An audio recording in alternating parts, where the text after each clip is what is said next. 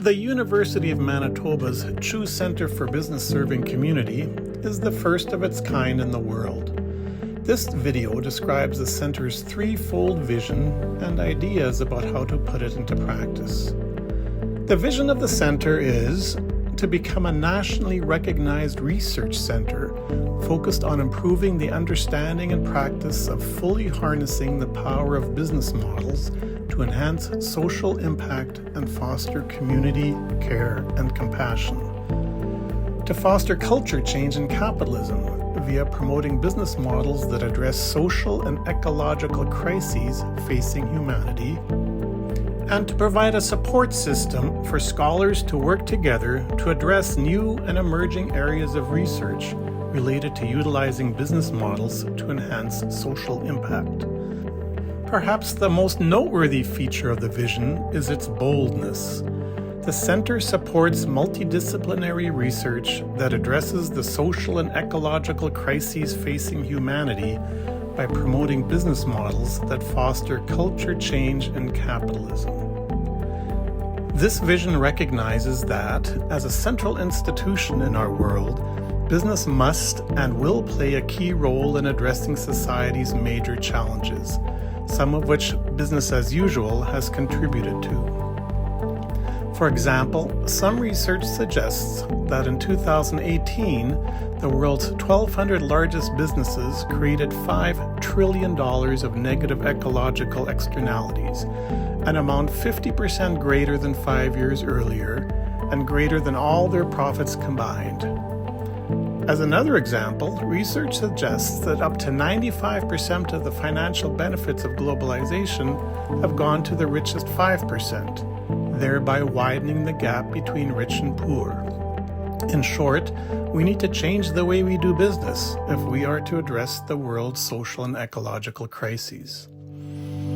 Perhaps the most important thing about the center's focus on business is that this is something each and every one of us can participate in, both as consumers and as employees. This is an important source of hope in a world where many people feel powerless. For example, customers can choose to use their purchasing dollars to support businesses that treat people and the planet with dignity. And employees can treat not only their owners and customers with dignity and compassion, but also their suppliers and competitors, and their neighbors and future generations. And they can ensure that their business offers goods and services that are truly good and that truly serve our community. To help to examine what business serving community looks like in practice, the center is fortunate to have a data set that already has interviews from over 100 organizations. Here's a peek at how such businesses operate vis-a-vis three dimensions of human flourishing: economic, political, and social. First, businesses that serve community are motivated to ensure that everyone has enough, rather than being motivated by getting as much as they can. For example, of the businesses serving community we studied, 57% have an expressive rather than an instrumental view of money. By hiring people facing barriers to employment and by paying them a living wage instead of a minimum wage, these businesses do their part to ensure that everyone has enough.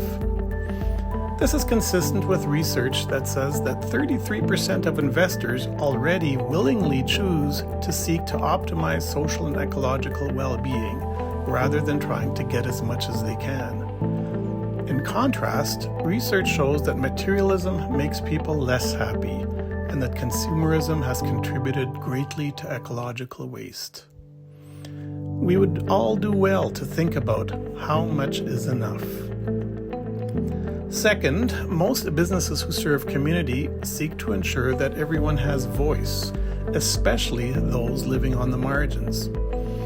In addition to hiring people facing multiple barriers to employment, they emphasize things like participative management, cooperative business models, and truly listening to and empowering the community. They also deliberately seek and support suppliers who foster social and ecological well-being, who serve the local community.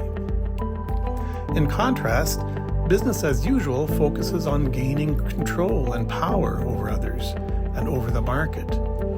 Unfortunately, when business has the lion's share of the power, that means others are relatively powerless.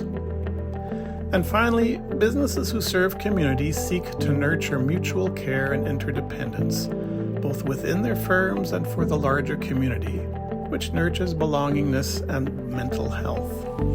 In contrast, business as usual places greater emphasis on transactional relationships, on optimizing productivity, and promoting the idea that consumerism can foster self-worth, all of which contributes to stress, anxiety, and the loneliness epidemic.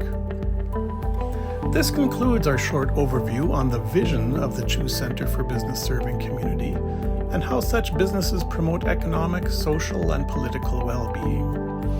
You may also want to watch our video on the meaning of business serving community and why it is important. We welcome you to join us in researching and promoting business models that address the social and ecological crises facing humanity and foster change in capitalism.